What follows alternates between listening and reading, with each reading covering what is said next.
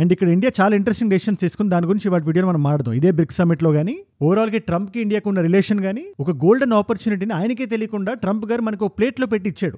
అదేంటో ఇవాళ మనం మాట్లాడదాం. భారతదేశం కరెక్ట్ గా చెస్ గేమ్ లో మూవ్ అనేది ఒక్క స్టెప్ అటు కరెక్ట్ గా ఇస్తే మనకి బంపర్ ఆఫర్ అది ఫర్ ఎక్స్పోర్ట్స్. ట్రంప్ గారు మాట అంటున్నాడు ఆయన, యూకే మీద ఇండియా మీద నాకు నమ్మకం ఉంది. డైరెక్ట్ గా పాయింట్ లోకి వచ్చేసిన ఇవాళ జియో పొలిటికల్ కాంటెక్స్ట్ గానీ ట్రంప్ గారి మెంటల్ స్టేట్ ని అర్థం చేసుకోవాలంటే మనం ఒక పులి మేక కథ ఒకటి వినాలి. ఇది మీరు ఆల్రెడీ చాలా మంది వినేసి ఉంటారు కాబట్టి చాలా క్లుప్తంగా చాలా క్రిస్ప్ గా చెప్తాను, జాగ్రత్తగా వినండి. ఒక మేకల మంద, దానికి ఒక కాపరి, ఒక గుహ, దాని వెనకాల ఒక ఊరు. ఈ కాపరికి బోర్ కొట్టి ఎంటర్టైన్ అవుదామని ఆ ఊరు వాళ్ళందరినీ లేపుదామని చెప్పి పులి వచ్చిందని అరిచాడు. వాళ్ళు ఒక రాత్రి వచ్చారు, చూశారు, వెళ్ళిపోయారు. రెండో రాత్రి వచ్చారు, చూశారు, వెళ్ళిపోయారు. మూడో రాత్రి మాత్రం నిజంగా పులి వచ్చింది. మనోడు భయభ్రాంతులకు గురయ్యాడు, నిజంగా పులి వచ్చిందని అరిచాడు. బట్ ఈసారి ఖచ్చితంగా అబద్ధం చెప్తున్నాడని చెప్పి ఎవరు రాలేదు, పులి ఆ కాపరిని తినేసింది. సరే, ఇప్పుడు ఈ కథ ఎందుకు చెప్పానంటే వైట్ హౌస్ నుంచి ఒక చిన్న ఇన్సైడర్ ఇన్ఫర్మేషన్ బయటకు వచ్చింది. దీని గురించి వాళ్ళు అమెరికాలో కానీ యూరోప్ లో కానీ ఇండియాలో కానీ తెగ చర్చలు అవుతున్నాయి. అది ఏంటి? టారిఫ్ వేసేస్తా, మీ దేశం అంతు చూసేస్తా అని ట్రంప్ అన్న ప్రతిసారి అదొక ఫేక్ స్టోరీ అని, అదొక ఫేక్ వార్నింగ్ అని, స్టాక్ మార్కెట్ అటు ఇటు చేయడానికి ఆయన అలా ప్రయత్నిస్తున్నాడని, దీన్ని షార్ట్ సెల్లింగ్ అంటారు. అంటే సింపుల్ గా అందరికీ అర్థమయ్యేలా చెప్పాలంటే అమెరికన్ ప్రెసిడెంట్ బయటికి బహిరంగంగా వచ్చి ఒక సొసైటీ మీద ఒక చిన్న వార్నింగ్ లాంటిది ఇస్తే స్టాక్ మార్కెట్స్ ముందు భయపడతాయి. అండ్ భయం గానీ అన్సర్టనిటీ గానీ బెస్ట్ ఫ్రెండ్స్. ఎటువంటి అన్సర్టనిటీ స్టాక్ మార్కెట్ సర్కిల్స్ లో ఉన్నా ప్రైజులు గట్రా పడిపోతాయి. అలా పడిపోయిన ప్రైజులు నేను సన్నిహితులు కొనేస్తారు, క్రమేణా ప్రైజులు పెరిగిన తర్వాత అమ్మేస్తారు. క్లుప్తంగా చెప్పాలంటే ఇదే దాని మ్యాటర్. అంటే వాళ్ళ స్వలాభం కోసం, బిజినెస్ ఎదుగుదల కోసం ఆయన ఆడుతున్న వీడియో గేమ్ మీద ఏదో ఒక రోజు కాపర్లా దొరికిపోతాడు అని నేను చెప్పట్లే, ఎక్స్పర్ట్స్ చెప్తున్నారు. దీనికి మీ అందరికీ ఒక అద్భుతమైన ఎగ్జాంపుల్ ఇవ్వనా? బ్రిక్స్ సమిట్ నడిచింది బ్రెజిల్లో జూలై 6-7 మొన్నే. దానికి చైనా నుంచి షీ జిన్పింగ్ గారు కానీ, రష్యా నుంచి వ్లాదిమిర్ పుతిన్ గారు కానీ రాలేదు, అటెండ్ అవ్వలేదు. ఇప్పుడు ఈ షీ జిన్పింగ్ గారు ఎందుకు రాలేదు అనేది చాలా పెద్ద టాపిక్, చాలా సెపరేట్ టాపిక్. అది దాని గురించి మనం ప్రత్యేకంగా సెపరేట్ గా మాట్లాడాలి. ఇవాళ రోజున చైనాలో రెజ్యూమ్ చేంజ్ అయిపోద్ది. మే 21 నుంచి షీ జిన్పింగ్ గారు అంత కనబట్లేదు. బెలరూస్ ప్రెసిడెంట్ గారు కూడా కలిశారు ఆయన్ని. రీసెంట్ గా కలిసి ఆయన ఓ మాట అన్నారు బయటకు వచ్చి, ప్రెసిడెన్షియల్ ప్యాలెస్ లో కలవలేదు మేము, ఏదో చిన్న ఇంట్లో కలిసాం మేము. ఆయన చాలా హీస్ వెరీ అన్వెల్, ఆయన ఆరోగ్య పరిస్థితి బాగాలేదని ఆయన చెప్తున్నారు. కానీ త్వరలోనే రెజ్యూమ్ చేంజ్ అవబోతుంది అని అక్కడ చైనాలో రకరకాల మాటలు మనకు వినబడుతున్నాయి. Chinese President Xi Jinping has met with Belarusian President Alexander Lukashenko in Beijing. President Xi congratulated Lukashenko on his re-election as president. మరి ఆయన దానివల్ల రాలేదో, నిజంగా హెల్త్ బాగాలేదో, రావద్దనుకుని రాలేదో మనకి తెలియదు ప్రస్తుతానికి. అలాగే వ్లాదిమిర్ పుతిన్ కూడా, వ్లాదిమిర్ పుతిన్ గారి డిఫరెంట్ కేసులండి. ఈ దేశపు ప్రెసిడెంట్స్ రాకపోయినా వాళ్ళ రిప్రజెంటేటివ్స్ వచ్చారు. అండ్ బ్రిక్స్ లో జనరల్ గా జరిగినట్టుగానే అమెరికా గురించి రకరకాల చర్చలు జరిగినాయి. మన నరేంద్ర మోదీ గారు ఉన్నారు అక్కడ, ఆన్ టైం వెళ్ళిపోయారు. ఆయన ఒక 5 కంట్రీ టూర్ లో ఉన్నారు. ఆయన ఘనా గానీ, అర్జెంటీనా గానీ, ట్రినిడాద్ గానీ, ఇప్పుడు బ్రెజిల్ గానీ, తర్వాత నమీబియాకి వెళ్తారు ఆయన. It's a very strategic trip. అందులో బ్రెజిల్ వచ్చింది, ఆయన అటెండ్ అయ్యారు. ఇప్పుడు ఇక్కడ అమెరికాకి సంబంధించి 3 విషయాల్లో ట్రంప్ గానీ కడిగేశారు అందరూ కలిసి, ఈ world leaders. Number 1 Israel issue మీద. అసలు బెంజమిన్ నేతన్యాహు గారు ఆకలి బుక్ మారీ అంటారు, అంటే ఆకలి చావులు, వాటిని అడ్డుగా పెట్టుకుని వాటిని వార్ఫేర్ కింద ఎలా వాడుతున్నారు, అది చాలా తప్పది. పాయింట్ నెంబర్ 2, ఇంటర్నేషనల్ లా ప్రకారం వాళ్ళు ఏదైతే ఇరాన్ లో చేశారో, B2 బాంబర్లు వచ్చినాయి కదా, GBU-57 లేసాయి ఇరాన్ మీద, ఫార్దో, నెతాన్స్ అండ్ ఇస్ఫహాన్, ఈ 3 లొకేషన్స్ మీద. నేను దీని మీద ఆల్రెడీ ఒక వీడియో చేశాను, మీరు చూడండి ఒకసారి. ఈ వీడియో ఎండింగ్ లో వీడియో నేను ట్యాగ్ చేస్తా. ఈ వీడియో ఏ కదా ఒకసారి చూడండి. బట్ ఇక్కడ పాయింట్ ఏంటంటే, మీరు ఇంటర్నేషనల్ లాని ఉల్లంఘించి మరి ఇరాన్ మీద అలా చేశారు, అది చాలా తప్పు, మా బ్రిక్స్ నేషన్స్ అన్ని దాన్ని ఖండిస్తున్నాయి చాలా తీవ్రంగా అని ఒక పక్క మాట్లాడుతూనే ఈ టారిఫ్ల దగ్గరికి వచ్చారు. ఏమనుకుంటున్నారు మీరు? ఈ బ్రిక్స్ నేషన్స్ కాంటెక్స్ట్ లో కూడా సెపరేట్ పీపుల్ కి రకరకాల ఆలోచనలు ఉన్నాయి. ఇప్పుడు వ్లాదిమిర్ పుతిన్ గారికి ఆలోచన ఉంది, నేను దీన్ని నార్మలైజ్ చేస్తాను, నేను ఒక బ్రిక్స్ యూనిట్ అని ఒక కరెన్సీని తెస్తాను నేను అని ఆయన పర్సనల్ ఉద్దేశం అది. లేదా ఒక ఆల్టర్నేటివ్ కావాలని బ్రెజిల్ ప్రెసిడెంట్ అంటే అది ఆయన ఉద్దేశం అది. మొత్తం బ్రిక్స్ కి దాన్ని ఆపాదించి, మీరు బ్రిక్స్ లో ఉంటే యాంటీ అమెరికా, మీరు మీ మీద ఇంకో 10% వేస్తాను అన్న మాటలకు అదుపు లేదు అసలు. అండ్ ఇక్కడ ఇండియా చాలా ఇంట్రెస్టింగ్ డెసిషన్స్ తీసుకుని దాని గురించి వాటి వీడియో మనం మాట్లాడదాం. ఇదే బ్రిక్స్ సమిట్ లో గానీ ఓవరాల్ కి ట్రంప్ కి ఇండియాకు ఉన్న రిలేషన్ గానీ ఒక గోల్డెన్ ఆపర్చునిటీని ఆయనకే తెలియకుండా ట్రంప్ గారు మనకు ప్లేట్ లో పెట్టి ఇచ్చాడు. అదేంటో ఇవాళ మనం మాట్లాడదాం. ఇవాళ మనం విజిలెంట్ గా ఉంటే కొన్ని లక్షల కోట్ల లాభం మనం చూడొచ్చు యాజ్ అ మ్యానుఫ్యాక్చరింగ్ సెక్టర్. ఇప్పుడు ఇక్కడ బ్రిక్స్ లో తీసుకున్న డెసిషన్ కి ప్యారలల్ స్క్రీన్ పై డొనాల్డ్ ట్రంప్ గారు ఒక 10-15 దేశాల మీద రకరకాల టారిఫ్ వేసాడు ఆయన. అందులో క్యూట్ కంట్రీ బంగ్లాదేశ్ కూడా ఉంది. వీటిలన్నింటినీ సింప్లిఫై చేసి అందరికీ అర్థమయ్యేలా మీ ముందు పెట్టేస్తాం. రోజు మనం చేసినట్టే చెప్తున్నాను కదా, లోకల్ గా మనకు జరిగే ఇష్యూల నుంచి ఇలా ఇంటర్నేషనల్ పోడియంస్ లో జరిగే ఇష్యూల్ని కూడా ఒక సగటు వ్యక్తి ఈజీగా కన్స్యూమ్ చేసేలా మన వీడియోలు ఉంటాయి. అలాంటి వీడియోలు మీరు మిస్ అవ్వకుండా ఉండాలంటే మరి మీరు ఏం చేయాలి చెప్పండి, నాకు సీరియస్ చెప్తున్నా. కింద కనబడి సబ్స్క్రైబ్ బటన్ నొక్కి పెట్టేసుకోండి, అంతే. డన్. మనం కాంటెంట్ పరంగా ఇక్కడ ఒక్క అడుగు ముందుకెళ్ళాలని మీకు ఇక్కడ కాంటెక్స్ట్ అర్థం కావాలి. చైనా ఏదైతే SCO చేసిందో, షాంఘై కోఆపరేషన్ ఆర్గనైజేషన్ అని చెప్పి ఒక ఈవెంట్ నడిచింది మొన్నే. మన రాజ్నాథ్ సింగ్ గారు కూడా వెళ్ళారు. ఆయన పేపర్లో సైన్ పెట్టమంటే పెట్టలేదు. అది చాలా పెద్ద రచ్చ అయిపోయింది ఇంటర్నేషనల్ ఫార్మ్స్ మొత్తంలో.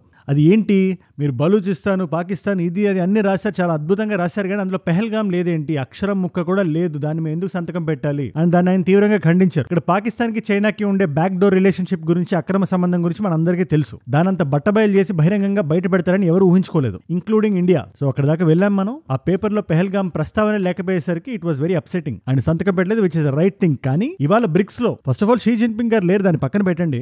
పెహల్గాం దాడిని నిర్భయంగా, నిర్మోహమాటంగా, నిక్కచ్చిగా మాట్లాడాం మనం. ఇది తప్పు. ఎవరెవరైతే ఏ ఐడియాలజీస్ తో దీన్ని పుష్ చేస్తున్నారో, రాడికలైజ్ అయిపోయిన దేశాలు ఏవైతే ఉన్నాయో, ఉగ్రవాదులకు ఇన్ఫ్రాస్ట్రక్చర్ ఎవరైతే ప్రొవైడ్ చేస్తున్నారో, ప్రతి ఒక్కరిని మేము పట్టుకుంటామని భారతదేశం అంటే ప్రతి ఒక్కరిని మేము ఖండిస్తామని చెప్పి అక్కడ ఉండే రకరకాల దేశాలు చెప్పినాయి. అందులో చైనా కూడా ఒప్పుకోవాల్సి వచ్చింది. That's a different matter of fact. Anyways, మన కాపరి ట్రంప్ గారి దగ్గరికి వస్తే మనం సింపుల్ గా చెప్తున్నా నేను, ఇవాళ ఆయన నిజం బయటపడిపోయింది. Everybody speaking, including American media. అదే ఆయన ఫేక్ చేస్తున్నాడు, హీ డజంట్ మీన్ ఇట్ అని. మీకు చిన్న ఎగ్జాంపుల్ చెప్తాను నేను. ట్రూత్ సోషల్ అని చెప్పి ఆయనకు సంబంధించిన ఒక సోషల్ మీడియా ప్లాట్ఫామ్ ఉంది. ఎవరైతే బ్రిక్స్ లో ఉన్నారో, అమెరికా కరెన్సీని, అమెరికన్ డాలర్ ని మేము ఎదుర్కో అని చెప్పి మీరు మాకు రైటింగ్ లో ఇవ్వకపోతే ఆ ప్రతి దేశం మీద 100% టారిఫ్ అని చెప్పి ఒక రోజు ఆ ప్లాట్ఫామ్ లో చెప్తారు. అది ఎగడం పక్కన పెట్టండి. అది జరిగిన ఒక 10 రోజుల తర్వాత లేకపోతే నెల రోజుల తర్వాత లేదు 10%. మీరు ఒకసారి చూడండి, 100% ఎక్కడ, 10% ఎక్కడ. అంటే is meaning anything that is saying అనే డౌట్ సగటు వ్యక్తికి రావడం సహజం. అంతెందుకు, ఇప్పుడు ఈ దేశాలు ఉన్నాయా, సౌత్ కొరియా గానీ, జపాన్ గానీ, మయన్మార్ గానీ, ఈ బంగ్లాదేశ్ గానీ, వీళ్ళ మీద కూడా ఫస్ట్ 37%, 40%, 45% అని చెప్పి వేశారు ఆయన. మీరు అమెరికా మీద వేస్తున్న టారిఫ్లు తగ్గించారని. వాళ్ళు తగ్గించలేదు, దాన్ని మళ్ళీ 10% చేస్తారు. ఇది ఎప్పుడు 2-3 నెలల క్రితం మాట ఇది. మళ్ళీ వాళ్ళు తగ్గించకపోయేసరికి మళ్ళీ ఆయన కొత్త టారిఫ్లు బయట పెట్టారు. అందులో ఈ నంబర్ చాలా జాగ్రత్తగా గమనించండి. 35% ఉంది బంగ్లాదేశ్ మీద. ఆల్రెడీ 10% బ్లాంకెట్ టారిఫ్ ఉంది. బ్లాంకెట్ అంటే ఏంటి? బేసిక్ గా అందరి మీద ఉండే టారిఫ్. ఆయన చెప్పాడు కదా, చైనా మీద తప్పితే అన్ని దేశాల మీద 10% ఉంటుంది అని. తర్వాత చైనాతో కూడా ఆయన డీల్ చేసుకున్నాడు. That's a different story. But ఇప్పుడు అన్ని దేశాల మీద ఒక 10% ఉంది. ఆ 10% మీద ఈ 35% వేసరికి అది 45% అవుతుంది. అండ్ బంగ్లాదేశ్ మీరు కరెక్ట్ గా గమనిస్తే ఆ దేశం చేసే టెక్స్టైల్ ఎక్స్పోర్ట్స్ లో 16% జర్మనీకి వెళ్తే 15.2% America exports in terms of clothing. దాని మీద ఇప్పుడు టారిఫ్లు పడ్డాయి కాబట్టి భారతదేశం కరెక్ట్ గా చెస్ గేమ్ లో మూవ్ అనేది ఒక్క స్టెప్ అటు కరెక్ట్ గా ఇస్తే మనకి బంపర్ ఆఫర్ అది ఫర్ ఎక్స్పోర్ట్స్. ట్రంప్ గారు మాట అంటున్నాడు ఆయన, యూకే మీద ఇండియా మీద నాకు నమ్మకం ఉంది, ఒక ట్రేడ్ డీల్ 2 దేశాలతో వస్తాయి, మీరే ఒకసారి వినండి.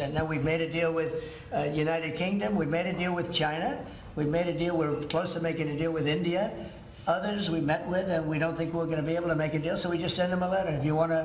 ఇక్కడ ఆయన పాయింట్ ఏంటి?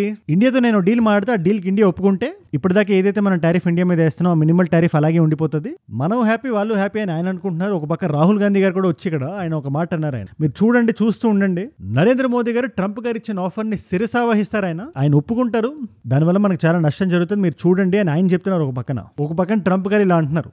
ఒక పక్కన ఆయన ఈగోని మసాజ్ చేయడానికి ఈ దేశాన్ని ఆయన భయపెట్టి కూడా ఉండుండొచ్చు. అంటే ఏంటి? ఆయన సింపుల్ గా మాట అన్నారు. ఆయన కానీ, ఆయన ప్రెస్ సెక్రటరీ కానీ, ఆయన రిప్రజెంటేటివ్ కానీ, ఇట్స్ వెరీ క్లియర్, ఈ టారిఫ్ ఇవాళ నుంచి పడట్లేదు, ఎప్పటి నుంచి పడుతుంది? ఆగస్ట్ 1 నుంచి. అంటూ 20 రోజులు టైం ఉంది. అంటే ఈ 20 రోజుల్లో మీరు మా దగ్గరకు వచ్చి బాబా మాకు తగ్గించండి అని ఒక డీల్ కుదుర్చుకుంటే మా సాబ్ ట్రంప్ చూస్తాడు, జీ హుజీరి కొట్టాలి మీరు అని ఇండైరెక్ట్ గా చెప్తున్నట్టుంది బంగ్లాదేశ్ కి కూడా.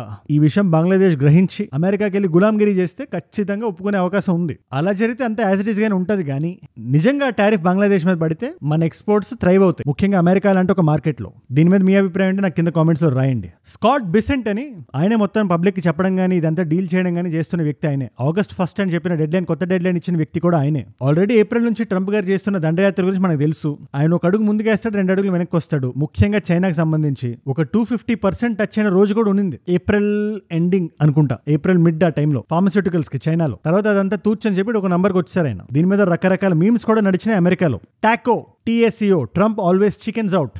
ఆయన భయంకరమైన మాట ఒకటి చెప్తాడు, జనాలు పిచ్చెక్కిపోతారు. మొత్తం మ్యాటర్ అంతా సద్దుమణిగిన తర్వాత, చల్లబడిన తర్వాత ఆ మాట వెనక్కి తీసేసుకుంటాడు, చైనాతో డీల్ చేసినట్టు. ఇది ఏ విధంగా కరెక్ట్? దీనివల్ల ఏం జరుగుతుంది? దీనివల్ల మనకు వచ్చే లాభం ఏంటి అని అమెరికాలో ప్రజలు కూడా మాట్లాడుకోవడం మొదలు పెట్టారు. కానీ అల్టిమేట్ గా ఆయనకు కావాల్సింది గ్లోరీ. అది ఇమీడియట్ గా ఏదైనా ఒక మంచి స్టేట్మెంట్ ఇచ్చి జనాల మన్నన పొందడమైనా, నోబెల్ ప్రైజ్ కొట్టేయడమైనా, అదే కొట్టడమైనా. అంటే సింపుల్ గా ఇప్పుడు చెప్తున్నాను కదా, ఇజ్రాయెల్ పాకిస్తాన్ ఇవాళ రోజున ఒకటే మాట మీద ఉన్నాయి. అది ఏంటి?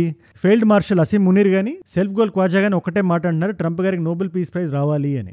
సరే, పాకిస్తాన్ లాంటి దేశం అంటే ఓకే, షూ పాలిష్లు, బాడీ మాలిష్లు చేసే దేశం అది. ఇజ్రాయెల్ లాంటి దేశానికి ఏం అవసరం వచ్చింది? అది చాలా సోవరెన్ కంట్రీ కదా. ముఖ్యంగా ఇండియా లాంటి దేశానికి అంత మంచి ఫ్రెండ్, చుట్టూ హాస్టైల్ నైబర్స్ ఉన్న చాలా గట్టిగా నిలబడే దేశం అది. అలాంటి ఇజ్రాయెల్ నుంచి వచ్చిన బెంజమిన్ నెతన్యాహు గారు కూడా మొన్న అమెరికాకి వెళ్ళి అక్రాస్ ద టేబుల్ ట్రంప్ కి ఎదురుగా కూర్చొని ఆయనకి తెలియకుండా ఆయనకు చిన్న సర్ప్రైజ్ ఇచ్చారు. ఒకసారి ఆ విజువల్ మీరే చూడండి. The letter I sent to the Nobel Prize Committee. It's nominating you for the Peace Prize, which is well deserved, and you should get it. Thank you very much. This I didn't know. Wow. Thank you very much. Coming from you in particular, this is very meaningful. Thank you very much. Trump గారికి కూడా matter తెలియదంట. ఆయన చెప్పగానే చాలా excite అయ్యాడు. ఆయనకి దీనికి మించి కావాల్సింది ఏముంటుంది చెప్పండి ఒకసారి మీరు. ఆయన రివర్స్ లో కూడా బెంజమిన్ నెతన్యాహు గారికి చాలా చేశారు. ఆయన రీజన్స్ ఉన్నాయి. పాకిస్తాన్ అంటే దేశం కాదు ఇజ్రాయెల్ ఖచ్చితంగా చాలా హెల్ప్ తీసుకొని వాళ్ళ నేషనల్ ఇంట్రెస్ట్ ముందు పెట్టే ట్రంప్ గారి మీద ఇలాంటి మాటలు ఏమైనా మాట్లాడుతుంది. మీకు సింపుల్ ఎగ్జాంపుల్ చెప్పాలంటే ఇదే ఇరాన్ ఇజ్రాయెల్ యుద్ధంలో ట్రంప్ గారు ఇజ్రాయెల్కి ఎంతైతే హెల్ప్ చేశారో మాట సాయం గానీ చేతల్లో సాయం గానీ అది వర్ణనాతీతం. అది ఇది వరకు ఒబామా గారు అంత హెల్ప్ చేయలేదు, జో బైడెన్ గారు అంత చేయలేదు, ఆఖరికి జార్జ్ బుష్ కూడా ఈ లెన్స్ వరకు వెళ్ళి ఇజ్రాయెల్కి హెల్ప్ చేయలేదు. ఆల్మోస్ట్ నాశనం చేశారు. ఇక్కడ ఆల్మోస్ట్ అండర్లైన్ చేసి పెట్టుకోండి. ఎందుకంటే ఇరాన్ చాలా క్లియర్గా క్లెయిమ్ చేస్తుంది కంప్లీట్గా డిస్ట్రాయ్ చేయలేదు, కంప్లీట్గా నాశనం చేయలేదు అని. ఏదైతే న్యూక్లియర్ ఫెసిలిటీస్ ఉన్నాయో సరే దాన్ని పక్కన పెడితే ఈ బెంజమిన్ నెతన్యాహు గారి మీద కొన్ని లంచానికి సంబంధించి కొన్ని కేసులు నడుస్తున్నాయి. ఇవాళ రోజున దాన్ని కొట్టిపాడేశారు. దానికి రీజన్ ఏంటి? అగైన్ మళ్ళీ ఇదే డొనాల్డ్ ట్రంప్. ఆయన రంగంలోకి దిగి ఆయన సోషల్ మీడియా ప్లాట్ఫామ్ లోకి వచ్చి బెంజమిన్ గారి మీద ఏదైనా జరిగితే ఆయన మీద ఒక చిన్న గీత పడ్డా నేను ఊరుకోను అనే మీనింగ్ వచ్చినట్టు ఏదో రాశారు ఆయన. అక్కడ జడ్జిలు కూడా అనుకున్నారు అనవసరంగా ఎందుకు ఇప్పుడు అమెరికాతో మనం గొడవ పెట్టుకోవడం, ఈ కేసును పర్సీవ్ చేసి అని చెప్పి దాన్ని అలా వదిలేశారు, లైట్ తీసేసుకున్నారు. ఇన్ఫాక్ట్ ట్రంప్ గారికి బెంజమిన్ నెతన్యాహు గారు అంటే ఎంత ఇష్టం అంటే ఇప్పుడు ఇదే మీటింగ్ లో ఒక చిన్న ప్రెస్ బ్రీఫింగ్ లాంటిది జరిగింది, ప్రెస్ Q&A లాంటిది జరిగింది. అందులో ఆయన అడిగారు ఒక మాట, గాజా మీద మీ అభిప్రాయం ఏంటి అది ఇది అని చెప్పి రెగ్యులర్ క్వశ్చన్ ఏదో ఒకటి వస్తే దీనికి సమాధానం నేనుగా చెప్పాల్సింది the greatest man on the planet Benjamin గారు చెప్తారు. ఆయన ఇచ్చిన స్టేట్మెంట్ ఒకసారి మీరే వినండి మీ చెవులారా. I don't know. I'd ask Bibi that question. You have the greatest man in the world to answer that age-old question, two-state. Go ahead. You give him your honest answer. ఇక్కడ అంతా మీరు సరిగ్గా గమనిస్తే మీకు ఇక్కడ రెండు విషయాలు తెలుస్తాయి. పాకిస్తాన్ ట్రంప్ గారిని పొగడ్డానికి, ఇజ్రాయెల్ ట్రంప్ గారిని పొగడ్డానికి ఒక మేజర్ డిఫరెన్స్ ఉంది. అమెరికా పాకిస్తాన్ ని వాడుకుంటది, ఇజ్రాయెల్ ని వాడుకోదు. ఇజ్రాయెల్ తో బిజినెస్ చేస్తుంది. It's give and take with Israel. మొన్న ఒక విషయం గురించి మాట్లాడుకున్నాం కదా, ఈ ఇరాన్ మీద GB-57 లేసే ముందు రోజే ఒక మంచి వంట చేయగలిగి వడ్డించి అసీం మునీని పిలిపించుకున్నాడు. ఆయన వైట్ హౌస్ లో మంచిగా లంచ్ కి నోబెల్ పీస్ ప్రైజ్ అది ఇది అని ప్రెస్ తో మాట్లాడించేసి వితిన్ 24 hours 24 గంటలు కూడా గడకుండా ఆయన యదవం చేశాడు. ఇరాన్ మీద B-2 బాంబులను పంపించింది. దాని ఇవాళ బ్రిక్స్ కూడా ఖండిస్తుంది. మీరు జాగ్రత్తగా వినండి ఒకసారి. ఏ దేశం కూడా ఇంటర్నేషనల్ మీరు ఒకసారి మీరు తిరిగేసి చూసినా కూడా న్యూస్ పేపర్లో కానీ యాంకర్లు కానీ రకరకాలుగా మాడతారేమో కానీ భారతదేశం మీద ఏ ఇంటర్నేషనల్ సమ్మిట్ లోను ఏ పోడియం మీద ఆపరేషన్ సింధూర్ గురించి చిన్న మాట కూడా మాట్లాడలేదు. ఇది తప్పు, ఇంటర్నేషనల్ లాకి అగేన్స్ట్ గా ఇది వెళ్ళింది అని. ఎందుకంటే అది మన రైట్ టు డిఫెండ్ అని అందరికీ తెలుసు. ఒక్కడు కూడా మాట్లాడలేడు. ఇన్ఫాక్ట్ మాట్లాడితే ఆ వ్యక్తిని ఒక ఉగ్రవాది కింద పరిగణిస్తారని ఆయనకు కూడా తెలుసు. అది ఏ దేశపు ప్రెసిడెంట్ అయినా. అందుకే ఒక్క మాట కూడా చిన్న గీత కూడా పడలేదు భారతదేశం మీద. ఇక్కడ మీరు గమనించాల్సిన విషయం ఏంటంటే ఈ లోపల ఈ గ్యాప్ మొత్తంలో ఆయన బిజినెస్ అవి బాగానే నడుపుకుంటున్నాడు ఆయన. అగైన్ ఇది నా ఒపీనియన్ కాదు, వైట్ హౌస్ నుంచి బయటకు వచ్చిన ఒపీనియన్. వీడియో బిగినింగ్ లో మాట్లాడాను కదా, వైట్ హౌస్ ఇన్సైడర్ చెప్పిన మాట, ఇట్స్ ఆల్ ఎ షామ్ అని. ఆయన పాకిస్తాన్తో సత్సంబంధాలు పెట్టుకున్నాడంటే దానికి కారణం బిజినెస్సే. వరల్డ్ లిబరేషన్ ఫౌండేషన్ అని చెప్పి ఒక కంపెనీ ఉంది ఆయనకి అక్కడిది. Trump junior is a prime member in that. Again దాని గురించి ఇంకో వీడియోలో మనం మాట్లాడాలి. కానీ ఇజ్రాయెల్తో ఏదైతే రిలేషన్షిప్ ఉందో that's a give and take. నా కోసం నా వెనకలో ఒక కొండలా నిలబడుతున్నాడు. ఇన్ఫాక్ట్ చాలా మంది ఏమంటారంటే అమెరికాని ఇజ్రాయెల్ తోలుబొమ్మలు ఆడిస్తుంది, దాన్ని ఎవరు గమనించట్లేదు అని. అంత పవర్ ఉంది ఇజ్రాయెల్ కి. సో ఇక్కడ పాకిస్తాన్ ఇజ్రాయెల్ ఒకటే మాట మీద ఉన్నప్పటికీ it's very important to know Israel standing ఏంటి, పాకిస్తాన్ స్టాండింగ్ ఏంటి అని. నక్కకే నాగలోకానికి ఉన్నంత డిఫరెన్స్ ఉంది. ప్యారలల్ స్క్రీన్ ప్లేలో మన ఇండియాని చూస్తే, మన భారతదేశాన్ని మనం చూస్తే బ్రిక్స్ లో మనం వెళ్ళాం, అన్ని మాట్లాడాం, పెహల్గామ్ ని ఖండించాం. ఎట్ ద సేమ్ టైం ఇలాంటి సమ్మిట్స్ లో కొన్ని దేశాలకు ఒక పవర్ ఉంటుంది. ఫర్ ఎగ్జాంపుల్ చైనా తనకుండే పవర్ ని తాను యూజ్ చేసుకుని కొన్ని విషయాలు చేస్తుంటది. అనాదిగా కశ్మీర్ ఇష్యూ UN లో ప్రస్తావించిన ప్రతిసారి దాన్ని కట్ చేయడానికి చూసింది, ఓట్ అగేన్స్ట్ చేయడానికి చూసింది. At the same time SCO లాంటి సమ్మిట్ లో కూడా పెహల్గామ్ లాంటి పేరు ప్రస్తావన రాకుండా ఎందుకు చూసింది? ఆ మాటని మేము ఇక్కడ ఖండించాం, ఆ మాట కూడా ఇక్కడ తీసుకురాకూడదు అంటే ఆ కంట్రీకి ఉండే పవర్ అది అక్కడ. అలాగే భారతదేశానికి ఇక్కడ ఒక పవర్ ఉంది, ముఖ్యంగా బ్రిక్స్ లో.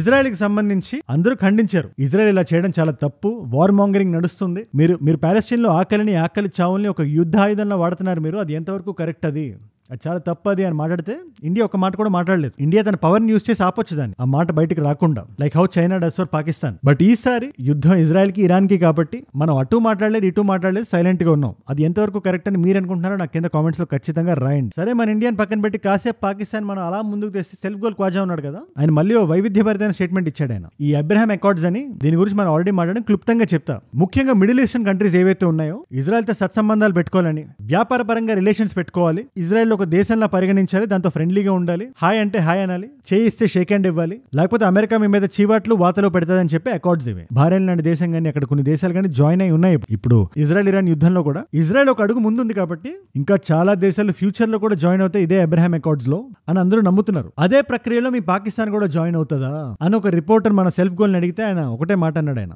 ఇది మేము చూడాలి, మేము మాట్లాడాలి, మాకు అన్ని అనుకూలంగా కుదిరితే మాకు జాయిన్ అవ్వకపోవడానికి మేము వెనకాడం మేము అనే మీనింగ్ వచ్చినట్టు మాట్లాడాడు ఆయన. ఎగ్జాక్ట్ ఇదే మాటలు మాట్లాడలేదు కానీ కానీ మేము ఇంకా ఆలోచిస్తున్నాం అని అయితే అన్నాడు ఆయన. ఎందుకు అమెరికా అంటే నాకు భయం ఉంది. అమెరికా చెప్పిన మాట వినాలి. ఇన్ఫాక్ట్ అమెరికా చెప్తే ఇరాన్ లాంటి దేశానికి కూడా 2 ఇస్లామిక్ నేషన్స్ అయినప్పటికీ సర్వేలెన్స్ చేయాలి, గుట్టుగా చూడాలి, ఆ ఇన్ఫర్మేషన్ అమెరికాకి ఇవ్వాలి, అమెరికా ఇజ్రాయెల్కి ఇస్తుంది, ఇజ్రాయెల్ ఇరాన్ మీద వాడుతుంది. అలాంటి డర్టీ వర్క్ కూడా చేసింది. ఇది నేనంటున్న మాట కదా, ఆయనే అన్నాడు, we been doing America's dirty work for the past 30 years అని. ఇప్పుడు దీన్ని మనం బ్యాక్గ్రౌండ్లో పెట్టుకొని చూస్తే పాకిస్తాన్కి మూడేసింది అని మనకు అర్థమవుతుంది. First of all Imran Khan మీద ఒక రకమైన పాజిటివిటీ ఉంది అక్కడ ప్రజల్లో. లేదు మనోడు కొంచెం అమెరికాకి అడ్డంగా నిలబడ్డాడు, మాట్లాడిన వ్యక్తిని వాళ్ళు బొక్కలో వేశారు. సరే వేస్తే వేశారు, వచ్చిన వాళ్ళు ఏమైనా కొంచెం కొత్తగా ఆలోచిస్తున్నారా అంటే అమెరికాకు తొత్తుల్లా బిహేవ్ చేస్తున్నారు. ఇలాంటి సమయంలో అబ్రహాం అకార్డ్స్లో ఇజ్రాయెల్తో మనం కలిస్తే సింపుల్గా చెప్పినట్టుగా అక్కడ అన్రెస్ట్ క్రియేట్ పాకిస్తాన్ని చింపేస్తారు. షేబాజ్ షరీఫ్ ఉండేవాడు, అసీం మునీర్ ఉండేవాడు పలానా టైంలో అని అంతరించిపోయిన జంతువుల గురించి మాట్లాడినట్టు మనం మాట్లాడుకుంటాం వీళ్ళ గురించి. ఒకవేళ అదిగా నిజంగా జరిగితే సో ఈ కీ డెసిషన్ పాకిస్తాన్ తీసుకుంటుందా లేదా మనం చూడాలి, వెయిట్ చేయాలి. దానికన్నా ఇంపార్టెంట్ గా ఈ అబ్రహామిక్ అకౌంట్స్ లో అబ్రహాం అంటే ఏంటి, అబ్రహామిక్ రిలీజియన్స్ ఏంటి అంటే జుడాయిజం వస్తుంది, క్రిస్టియానిటీ వస్తుంది, ఇస్లాం వస్తుంది. ఈ 3 మోనోథియిజం మీద బిలీవ్ చేసే రిలీజియన్స్ ఇవి. దీంట్లో ముఖ్యంగా జుడాయిజం కి ఇస్లాం కి గొడవ నడుస్తుంది. మీకు సరిగ్గా గమనించండి, పాకిస్తాన్ చాలా బలంగా చెప్తారు జై పాకిస్తాన్, జై ఫెలస్టీన్ అనే నినాదాలు మనకి ఎందుకు వినబడతాయి? ఆ 2 ఇస్లామిక్ దేశాలు కాబట్టి, ఇంకేం లేదు. అలాగే ఇజ్రాయెల్కి చుట్టూ ఉండే దేశాలతో ఎందుకు ఆ గొడవ అంటే మత ప్రాతిపదికనే. దీని మీద మీరు ఏమంటారు కింద కామెంట్స్లో ఖచ్చితంగా రాయండి. ఆబ్వియస్లీ బ్రిక్స్ సమిట్ బాగా నడిచింది. మన నరేంద్ర మోదీ గారు బ్రెజిల్లో అయిపోగానే నమీబియాకి వచ్చి తర్వాత మళ్ళీ ఇండియాకి వస్తారైనా. నమీబియా కూడా చాలా ఇంపార్టెంట్ నేషన్. ఇన్ఫాక్ట్ ఈ 5 దేశాలు ప్రతి ఒక్కటి చాలా స్ట్రాటజిక్ గా పిక్ చేసి మనం వెళ్తున్నాం. ఇదే నమీబియా యురేనియం ని ప్రపంచం మొత్తానికి ఎక్స్పోర్ట్ చేస్తుంటది. ఆ విజిట్ మీద ఏదైనా కొత్త అప్డేట్ వచ్చినా నా వీడియో ఖచ్చితంగా వస్తుంది. ఇవాళ మల్టిపుల్ చాయిస్ క్వశ్చన్ మీ అందరికీ, బ్రిక్స్ డెవలప్మెంట్ బ్యాంక్ అని ఒకటి పెడదాం అని ఒక ప్రపోజల్ ఒక బ్రిక్స్ సమిట్ లో వచ్చింది. ఆ బ్రిక్స్ సమిట్ ఎక్కడ జరిగింది? ఇది కొంచెం టఫ్, కొంచెం ట్రిక్, జాగ్రత్తగా వినండి క్వశ్చన్. ఈ డిస్కషన్ జరిగిన సమిట్ ఎక్కడ, ఏ దేశంలో? Option A is China, option B is Russia, option C is India, option D is Russia. మీకు తెలిస్తే కింద రండి, తెలుసుకుందాం అనుకుంటే నా ఇన్స్టాగ్రామ్కి వచ్చేసండి. మీకు అజయ్ ఫ్రమ్ ఏజుడ్ అని ఉంటుంది, అజయ్ ఫ్రమ్ అని రాస్తుంటే పక్కన వచ్చేస్తుంది, టిక్ మార్క్ ఉంటుంది, ఇట్స్ ఎ వెరిఫైడ్ ప్రొఫైల్. అక్కడ ఇలాంటి వీడియోస్ని నేను మీతో మీరు చూసే ఈ వీడియోస్ని రీల్స్లో చూడొచ్చు, లేదా నా లైఫ్లో నా చుట్టూ ఏమైనా జరుగుతున్నా తెలుసుకోవచ్చు. ఏదైనా కొత్త వీడియో ఐడియా టాపిక్ నాకు ఇద్దామంటే DM కొట్టొచ్చు, లేటెస్ట్ న్యూస్ని చూద్దామంటే స్టోరీస్కి రావచ్చు. ఇలాంటి క్వశ్చన్కి ఆన్సర్ కూడా అక్కడ ఉంటుంది. ఒకవేళ అక్కడ లేకపోయినా మన ఏజుడ్ రీల్స్ అని మన పేజ్లో ఉంటుంది ఖచ్చితంగా. And we have an other page ఏజుడ్ గ్లోబల్ అని, మన ఇంగ్లీష్ ఛానల్ అది, to share it with your non Telugu friends. That's a great channel, support it. And మీరు ఇక్కడ దాకా నా వీడియోలో వచ్చారంటే నా వీడియోస్ మిమ్మల్ని ఆకట్టుకుంటున్నాయి, ఒక వాల్యూ పొందుతున్నారు. Thank you so much for that. మీరు ఇస్తున్న ఈ వాచ్ టైం, మీ రిటెన్షన్ ఇలాంటి టాపిక్స్ మీద, ఇలాంటి నీష్ టాపిక్స్ మీద, అది మాటల్లో చెప్పలేని థ్యాంక్స్ చెప్పి ఊరుకోలేను. కష్టపడ్డం ఒకటే దానికి దారి. రోజు కష్టపడతా, నిర్భయంగా మాట్లాడతా, నిక్కచ్చిగా పాయింట్ని మీ ముందు పెడతా. అండ్ మీరు ఇలా డైలీ ఒక నాలెడ్జ్ పిల్ల ఈ వీడియోని కన్స్యూమ్ చేయడం వల్ల ఎంతమంది కొత్త వాళ్ళకి రీచ్ అవుతుందో మీకు ఐడియా కూడా లేదు. అలాంటి కొత్త వాళ్ళు మీరు ఒకళ్ళు ఉంటే, నేను వీడియో పెట్టగానే మీ దాకా రావాలంటే మీరు ఏం చేయాలి? నాకు తెలియక అడుగుతున్నా. జస్ట్ కింద కనబడే సబ్స్క్రైబ్ బటన్ నొక్కి పెట్టండి. సబ్స్క్రైబ్ చేశారుగా? డన్. మీకోసం 2 కాంప్లిమెంటరీ వీడియోస్ పెడుతున్నాను ఇక్కడ. ఈ వీడియోని రీసెంట్ గా 275 years తర్వాత మన కేరళలో మన అనంత పద్మనాభ స్వామి గుడి దగ్గర జరిగిన ఒక మహా కుంభాభిషేకం, దాన్ని బేస్ చేసుకుని ఆ ఇష్యూ మొత్తాన్ని ఎక్స్ప్లెయిన్ చేశాను, మొత్తం రౌండప్ చేసి అది ఏంటి, దాని మిస్టరీస్ ఏంటో తెలుసుకుందాం అనుకుంటే ఆ వీడియో ఇక్కడ ఉంది.